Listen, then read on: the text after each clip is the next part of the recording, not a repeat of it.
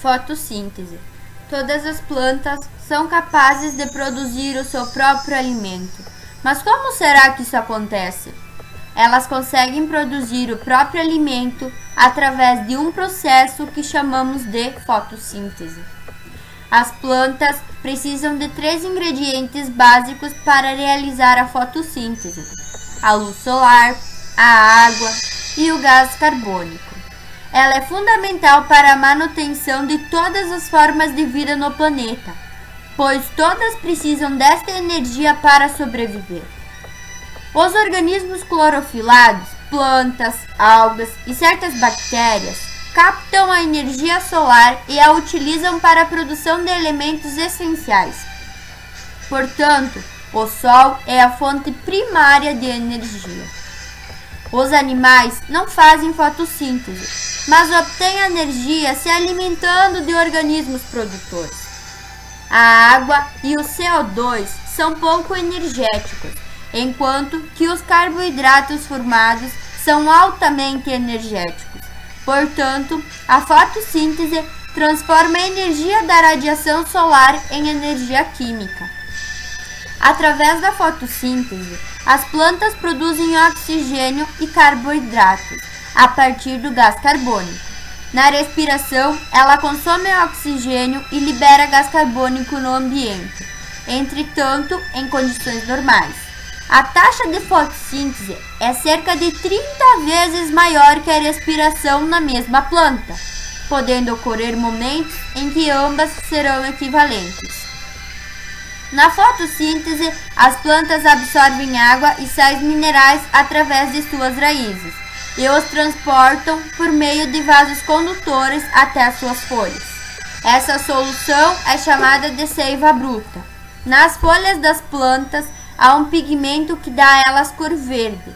Esse pigmento é chamado de clorofila e é responsável por captar a luz solar. Nas folhas há também estruturas responsáveis por absorver o gás carbônico, que fica disperso no ar. Essa estrutura se chama estômatos. Quando a planta tem água, gás carbônico e luz solar, ela consegue produzir o seu próprio alimento, que é a glicose, ou seja, um açúcar. Durante a transformação da água e do gás carbônico em alimento, a planta libera oxigênio no ar. Toda a glicose produzida no processo de fotossíntese é levada às outras partes da planta, através de vasos condutores. Essa solução é chamada de seiva elaborada, a descoberta da fotossíntese. Em 1778, Jen, físico, químico e neerlandês, verificou que uma vela colocada dentro de um frasco fechado não se apagava, desde que houvesse também no frasco partes verdes de plantas e o frasco estivesse exposto à luz, ou seja, que na presença de luz as plantas liberam oxigênio. A incorporação da água pelas plantas. Nicolas Teodoro, já no início do século XIX, descobriu que os vegetais incorporavam água em seus tecidos. Com o passar do tempo, os avanços tecnológicos de estudos aprimorados possibilitaram os conhecimentos em relação à nutrição vegetal. As etapas da fotossíntese. Com essas tecnologias, descobriu-se, por exemplo, que a fotossíntese ocorre ao longo de 2 etapas: a fase fotoquímica, fase luminosa ou fase clara. Esta fase depende da luz solar e é a primeira fase do processo fotossintético. Essa fase ocorre nos tilacoides. Seu evento principal é a fotofosforilação, que é a adição de fosfato inorgânico ao difosfato de adenosina, ADP. A energia luminosa é captada por meio de pigmentos fotossintetizantes, capazes de conduzi-la até o centro de reação. Tal centro é composto por um par de clorofilas, também denominado P700. Os elétrons excitados da P700 saem da molécula e são transferidos para uma primeira substância, a aceptora de elétrons, a feredoxina. esta logo os transfere para outra substância e assim por diante, formando uma cadeia de transporte de elétrons. Tais substâncias aceptoras estão presentes na membrana do tilacoide. Nessa transferência entre os aceptores, os elétrons vão liberando energia gradativamente e esta é aproveitada para transportar hidrogênio iônico de fora para dentro do tilacoide, reduzindo o pH do interior deste. A redução do pH ativa o complexo proteico, ATP, sintétase. O fluxo de hidrogênios iônicos através do complexo gira em seu interior, uma espécie de turbina proteica, que promove a fosforilação de moléculas de adenosina, de fosfato, dando origem à adenosina trifosfato, ATP. Ao chegarem ao último aceptor, os elétrons têm nível energético suficiente baixo e tornam ao par de clorofilas em fotofosforilação cíclica. Porém, existe outra forma de fosforilação, a fosforilação acíclica, onde os elétrons da mesma molécula de clorofila, P700, excitados pela luz, são captados pela ferredocina. Mas, ao invés de passarem pela cadeia transportadora, são captados pelo NADP e não retornam para o P700. Este fica temporariamente deficiente de elétrons.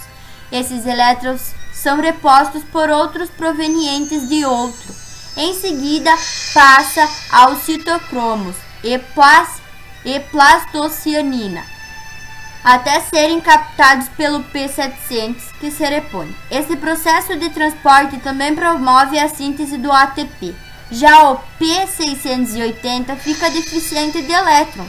Esses elétrons serão repostos pela fotólise da água. A quebra de molécula da água por radiação fotólise da água produz íons de hidrogênios e de hidróxidos.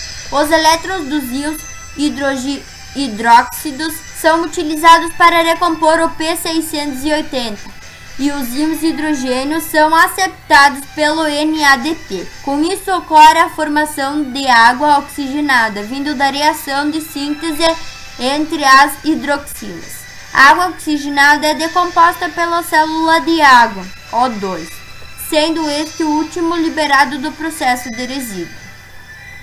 Com a repetição do processo, forma-se o aporte energético e de NADPs necessários para a fase escura. Esse procedimento é demonstrado pela seguinte equação: ciclo de Kelvin e fixação do carbono. A fase química ou fase escura é o ciclo descoberto pelos cientistas e Kelvin. Nessa fase, chamada de ciclo de Kelvin, o ciclo das pentoses, ocorre no estroma do cloroplasto. O tilacoide fornece ATP e NADPH2 ao estroma do cloroplasto, onde se encontra a pentose. Essa pentose ativada por um fosfato fixa o carbono que provém do dióxido de carbono no ar sobre a ação catalisadora e em seguida é hidrogenada pelo NAPH, formando o aldeído, que dará origem à glicose. Para a síntese de uma molécula de glicose, são fixadas 6 dióxidos de carbono. Desta fase, resulta a formação de compostos orgânicos com a glicose. Necessária a atividade da planta. Esse processo é representado pela seguinte equação. É importante realçar que a fase escura não ocorre apenas à noite ou na ausência da luz. O nome refere-se ao fato desta fase não necessitar da luz para funcionar. Ela acontece logo após a fase clara, numa reação em cadeia, até que o substrato se esgote. Plantas jovens consomem mais dióxido de carbono e liberam mais oxigênio. pois o carbono é incorporado à sua estrutura física durante o crescimento. Organismos fotossintetizadores. Além das plantas verdes, inclui-se entre os organismos fotossintéticos as algas e muitas bactérias. Fatores que afetam a fotossíntese.